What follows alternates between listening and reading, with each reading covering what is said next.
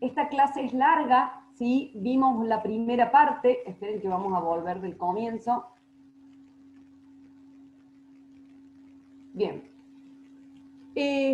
Bueno, empezamos a ver todo lo que tiene que ver con el enlace químico, justamente porque el enlace químico determina las propiedades y las características que tienen las sustancias, ¿sí? Si son solubles o no, si conducen o no, si digamos, a temperatura ambiente las encontramos como sólido, como líquido, como gas. Todo eso depende del tipo de enlace químico que tengamos. Habíamos dicho que se forman los enlaces porque de alguna manera se estabilizan, ¿sí? Cuando se genera un enlace se libera energía y la estructura se estabiliza. Lewis observó que los gases nobles tenían poca reactividad, y esto tenía que ver con que los gases nobles se rodean, ¿sí? En su capa de valencia están rodeados por 8 electrones. Esto es lo que se considera como una configuración de capa completa o de capa llena, ¿sí? Y esto les otorga una gran estabilidad. Entonces, al formar enlaces, todos los elementos tienen una tendencia a rodearse, ¿sí?, de 8 electrones. Para el átomo de hidrógeno esto es diferente, no porque no cumpla esta regla del octeto, sino porque la idea de rodearse de 8 tiene que ver con parecerse al gas noble más cercano. Y en el caso del hidrógeno, su gas noble más cercano es el helio, que tampoco tiene 8 electrones, tiene 2. Entonces el hidrógeno se rodea de 2 electrones y con eso ya adquiere la estabilidad necesaria.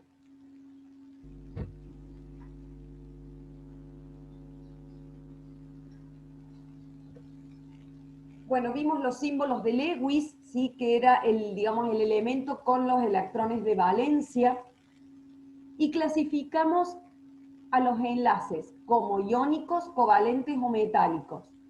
En el caso de los metálicos, hablamos de un enlace distinto porque ya lo vamos a ver un poquito más adelante, son todos los cationes rodeados por un mar de electrones. En el caso del enlace iónico, existe una transferencia de electrones. ¿Qué quiere decir esto? Se forma un catión y un anión, ¿sí? Y la atracción es electrostática. En el caso del enlace covalente, se comparten electrones, ¿sí?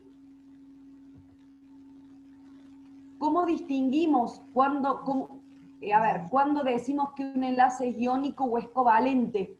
Bueno, nosotros hablamos de la diferencia de electronegatividad. Mientras, esperen que tengo algún mensaje. Ah, perfecto, ahí ya leí el mensaje.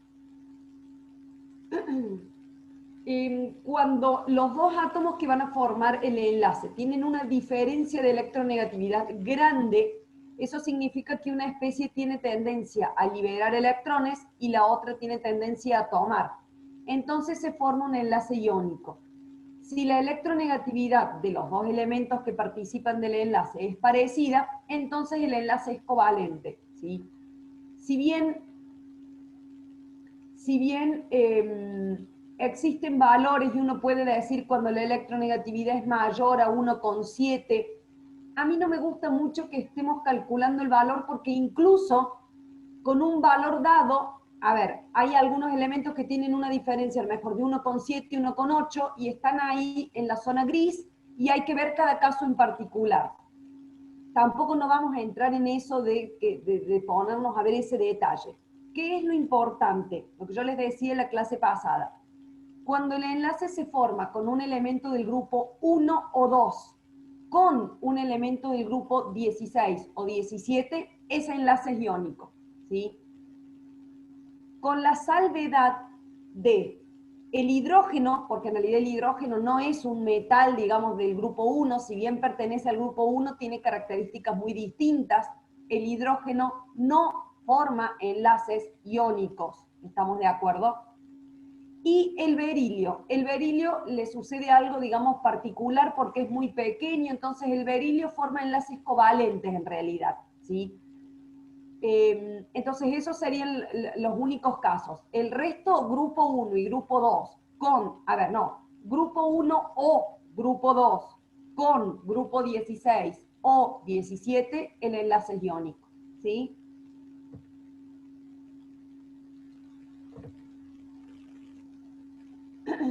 Bueno, vimos las características de qué pasaba con el metal y qué pasaba con el anión, ¿sí? En general, los metales tienen una baja energía de ionización y forman cationes, y los no metales tienen una alta afinidad electrónica, entonces tienen tendencia a captar los electrones. Bueno, ahí vimos, digamos, los símbolos de Lewis y cómo se forma el ion. Hablamos de la energía reticular, que es la energía que se necesita para separar el sólido, ¿sí?, en sus iones gaseosos. Recuerden que la energía reticular es un valor positivo, porque justamente yo tengo que romper la red, y me da idea de la estabilidad que tiene este compuesto, el sólido, ¿sí? Y la calculamos, o digamos, o la vamos a estimar a partir del ciclo de von Haber, que vimos distintos ejemplos, ¿sí? Cuando tenemos una relación 1 a 1, cuando tenemos una relación, bueno, acá también tenemos una relación 1 a 1, pero la diferencia es que tenemos 2 cargas para el calcio y 2 cargas para el oxígeno, ¿sí? Acá la relación también es 1 a 1, ¿sí? Pero el litio es 1 más y el flúor es 1 menos, ¿sí? Acá sí tenemos distintas relaciones, y habíamos visto todos esos ejemplos. Analizamos un poquito distintas energías reticulares. A partir de esta ecuación uno puede inferir y decir qué sólido tendría mayor o menor energía reticular, mirando fundamentalmente qué pasa con las cargas y con los radios, ¿sí?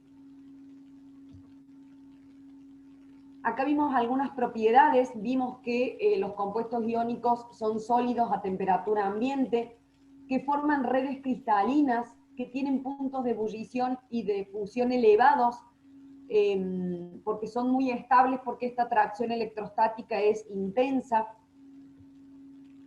que son frágiles, dijimos, porque estaban intercalados, el catión-anión, entonces habitualmente el anión se rodea de cationes y el catión se rodea de aniones. Si uno ejerce presión, estos iones se desordenan y quedan enfrentados catión-catión, anión-anión, ¿sí? Entonces eso hace que se quiebren. Se solubilizan en agua porque son iónicos, ¿sí? Entonces, los iones se van a solubilizar en agua.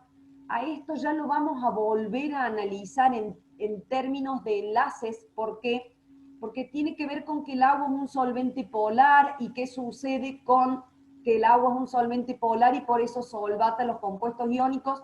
Lo que pasa es que eso lo vamos a poder analizar cuando veamos qué estructura tiene el agua, por qué el agua es polar y cómo ocurre este efecto de que se solubilice un sólido iónico, ¿sí?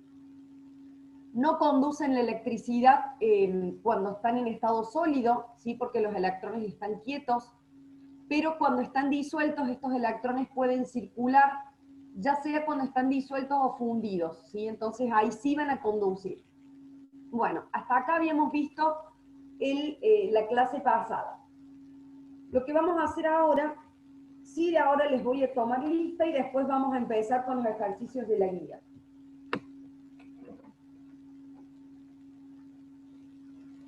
Voy a hacer es, les dejo de compartir esto, así los veo todos. Ahí estamos. Bien. Bueno, bien, chicos. Vamos entonces a la guía. Ahí se las comparto. Muchas cosas de la guía, sobre las preguntas son como teóricas, ¿sí? Sí que las vamos a ir discutiendo, charlando. Si hace falta, les muestro algo en el pizarrón en algunos casos, pero muchos son más bien como teóricas. Ahí se las comparto. Esperen que les encuentre. Acá creo que es. Bueno, comparto otra cosa. No es eso. Ahí estamos. ¿Todos la ven? Sí, profe. Bien. Bueno, en realidad el primer ejercicio les dice que realicen un esquema con distintos tipos de los enlaces. ¿Cuáles serían los distintos tipos de enlaces? El iónico, el covalente y el metálico, ¿sí? ¿Qué ejemplos? Bueno, enlace metálico, cualquier metal, ¿sí? Podríamos decir que el sodio sólido, todos los del grupo 1, el sodio sólido es metálico, el potasio, cuidado, solos, cuando son sólidos, no cuando están combinados. Cuidado con eso, ¿sí? El sodio cuando lo tengo como sólido, solamente tengo, digamos, sodio y eso es un metal. ¿Estamos? También algunos metales de transición, como por ejemplo el hierro, el cobre, todos esos son enlaces metálicos, ¿sí? Eh, Enlaces iónicos. Para enlaces iónicos, recuerden, busco grupo 1 o 2 con 16, 17, menos el hidrógeno y el berilio. Entonces podría decirles el cloruro de litio, el cloruro de sodio, el cloruro de potasio, el cloruro, ¿sí?, de litio, de sodio, de potasio, eh, el óxido de calcio, el óxido de magnesio, estamos, todos esos compuestos, el óxido de estroncio, el óxido de sodio, ¿sí?, el fluoruro de potasio, el cloruro de potasio, el bromuro de potasio, todos esos son iónicos, ¿estamos de acuerdo? Y con respecto a los covalentes, acá tengo que hacerles una aclaración. Cuidado que por el momento estamos viendo enlace, no un compuesto entero, ¿sí? En el caso de los iónicos, generalmente cuando yo veo el enlace ya estoy viendo un compuesto entero, ¿sí? Qué sé yo, en el cloruro de sodio estoy mirando el enlace que tengo entre el cloruro y el sodio, pero en realidad ahí ya se formó el compuesto. Para los covalentes, cuidado porque yo no estoy mirando el compuesto entero. Por ejemplo, yo podría hablar de un enlace carbono-nitrógeno. Eso no constituye un compuesto, ¿sí? Ese enlace estoy mirando. ¿Estamos de acuerdo? Podríamos mirar un enlace nitrógeno-oxígeno, un enlace carbono-nitrógeno, un enlace boro-flúor. Ahí me voy a detener un segundito para hacerle justo una aclaración. Si tienen la tabla, ¿se acuerdan que yo les había dicho que busquen la tabla como para mirar algunos ejemplos? Si tienen la tabla, ¿sí?, fíjense el boro y el flúor, ¿sí? ¿Qué electronegatividad tiene el boro? ¿Alguien la tiene a mano?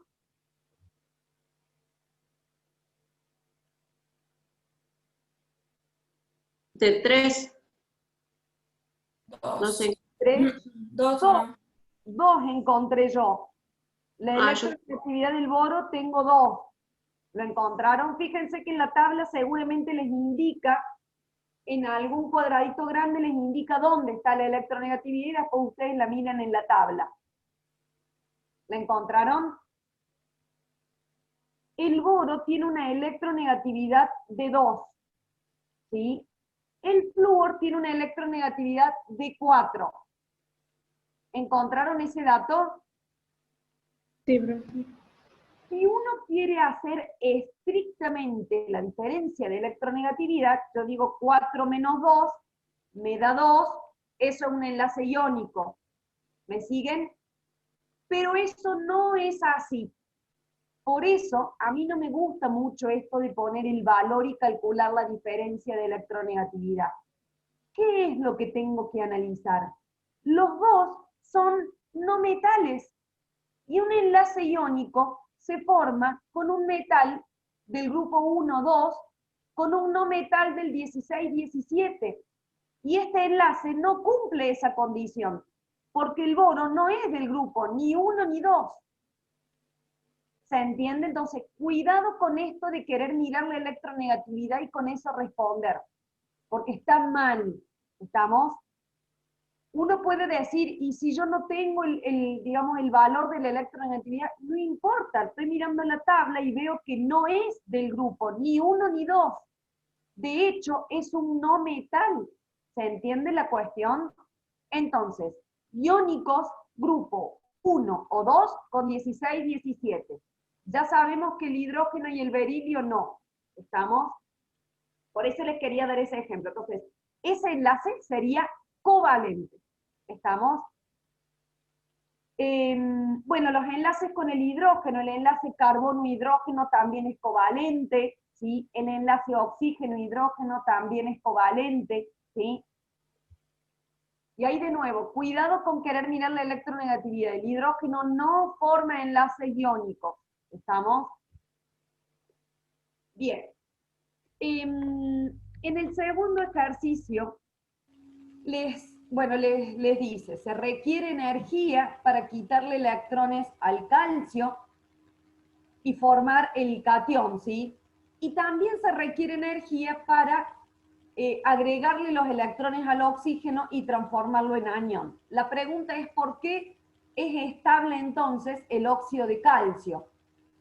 ¿Qué sucede? Esto nosotros lo vimos. Cuando se forman estos compuestos iónicos, liberan energía, ¿sí? De hecho, ¿se acuerdan cuando vimos la energía reticular y la veíamos al revés a la energía reticular desde los iones que se forma el sólido?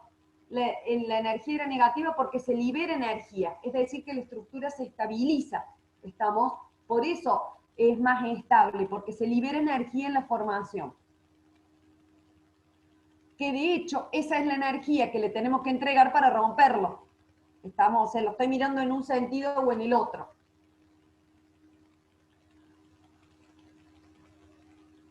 ¿Se entiende hasta acá? Sí, profe. Bien. En el ejercicio 3 les pregunta cómo la energía de ionización y la afinidad electrónica, qué papel juegan o cómo podemos hacer este análisis para ver cómo se combinan las especies para formar compuestos iónicos. Nuevamente les pido que miren su tabla. Ya dijimos que los compuestos iónicos se forman con los metales del grupo 1 y 2. ¿Qué características tienen estos metales del grupo 1 y 2? Tienen una energía de ionización baja. ¿Qué significa esto? Que es relativamente fácil quitarle electrones para que estas especies formen cationes. Los del grupo 1 forman cationes 1 más y los del grupo 2 forman cationes 2 más. Pero esa energía, y si bien hay que entregarle energía para quitarle esos electrones, pero es baja. Por eso estos elementos tienen tendencia a formar cationes, porque tienen baja energía de ionización, ¿sí? ¿Qué pasa con los no metales que forman los compuestos iónicos? Están en el otro extremo de la tabla y tienen una alta afinidad electrónica. ¿Qué significa esto? Que tienen una tendencia a captar electrones, ¿sí? Entonces, por eso estas especies tienen una tendencia a formar aniones. Y eso es lo que hace que los metales del grupo 1 y los no metales del 16 y 17 formen compuestos iónicos, porque uno tiene una tendencia más bien a liberarlos y los otros a tomarlos, a los electrones, ¿sí? De hecho, esto también se relaciona con lo que vimos de la regla del octeto. ¿Por qué los del grupo 1, los metales del grupo 1 tienden a liberar un electrón? Para parecerse al gas noble anterior, y esto lo vimos nosotros en química general. Los del grupo 2, o casualidad, tienen tendencia a liberar 2 electrones, porque también cuando liberan 2 electrones, ¿sí?, se parecen al gas noble anterior y quedan con su capa completa. Si ahora analizo los no metales, los del grupo 16, cuando ganan 2 electrones, ahora se parecen a su gas noble siguiente. Y los del grupo 17, que son los halógenos, cuando ganan un electrón, ahora se parecen al gas noble que tienen al lado. ¿Se entiende? Entonces, esto es lo que hace que estos elementos formen los compuestos iónicos, ¿sí? No sé si quedó claro.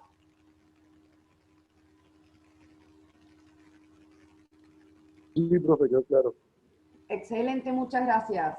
Me parece que No, fue...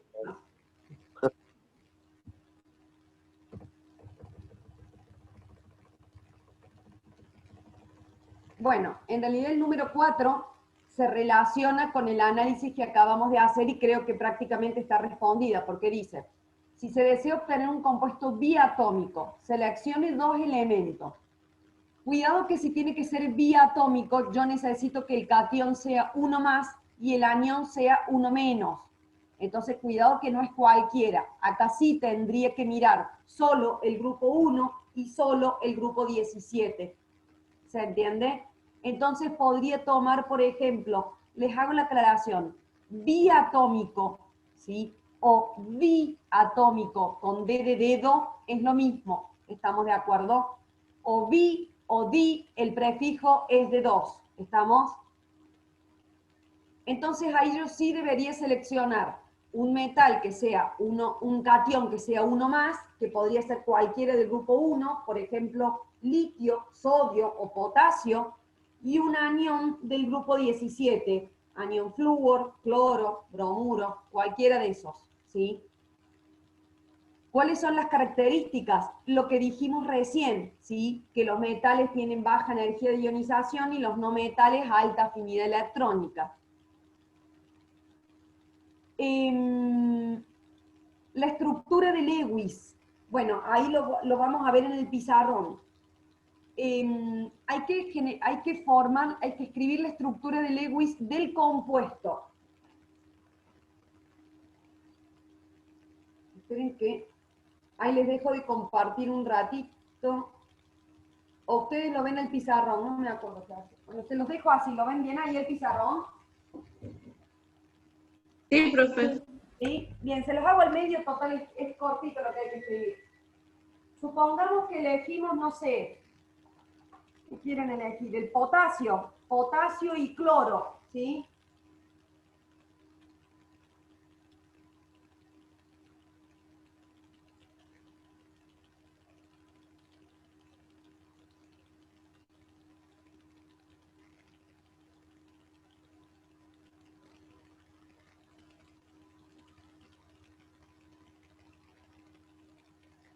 No sé si lo ven ahí en lo que dibujé en el pizarrón. sí, sí, profe. ¿Sí? Ahí está mejor. Ese A está el ver, pizarrón. es sencillo, pero tienen que tener en cuenta algunas cosas. Esperen que me olvide de lo más importante. Ahora sí. ¿Qué tenemos que tener en cuenta? Cuando yo voy a hacer la estructura de Lewis para un compuesto iónico, porque después vamos a ver para otros compuestos, para un compuesto iónico, tiene que quedar claro que es iónico. ¿De qué manera? Mostrando el catión con su carga positiva y el anión. ¿Qué significa el catión potasio? Que ya lo perdió el electrón. Por eso no tiene digamos, no tiene más electrones de valencia. Quedó rodeado con los 8 de, digamos, de la capa anterior, ¿sí? Entonces, el potasio no tiene electrones, ¿sí? Porque ya liberó el electrón que tenía y quedó con su capa completa, ¿sí? El cloro ahora se rodeó de 8 electrones. Los 7 que tenía eran sus electrones de valencia y yo se los hice redonditos.